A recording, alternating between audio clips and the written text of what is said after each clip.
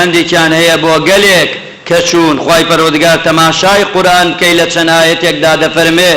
ئینا ئەرسەلنا نوحا إلى قومه واتا بۆ گەلەکەی خۆی بەست نەبی نوح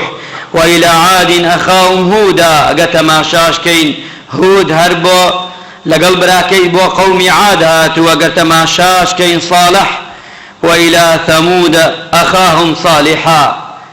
تەماشای پێغەمبەرانی ترشکەین وەلووطا إذ قال لقومه واتا پێغەمبەرانی تر زۆر جار بۆ گەل و قەومێک ڕۆیشتون بەڵام یەکێ لە تایبەتمەندی پێغەمبەری خوا صلی الله عليه وسلم لەسەر دنیادا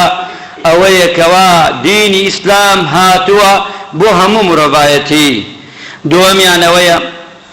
پێغەمبەری خوا صلی الله عليه وسلم فەرمێ والذی نفسی بیەده سوێن بەو کەسەی کە نفسی محەممەدی بەدەستە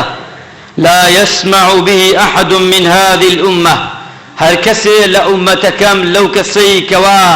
لە دوای ئەوەی کە پەیامی من هاتووە واتە پێغەمبەر بووەتە پێغەمبەر و قورئان نازڵ بووە یەکێ لەوانە یەهودیە ولا نەسڕانی یەهودی بێ نەسڕانی بێ ثم يموت وەگەر بمرێ ولم يؤمن بالذي أرسلت به ئیمانی نەبێ بەوەی کە من هێناومە واتە ئیسلام هاتووە هەر کەسێ ئیمانی بە ئیسلام نەبێ پێغەمبەری خوا صلی الله عليه وسلم إلا كان من أصحاب النار واتە ئەو کەسە ئیمانی بە ئیسلام نەبێ لە پاشە ڕۆژدا با لەسەر هەرچی دینێکی تر بێت چونکە ئیسلام واتە هەموو دینەکانی تر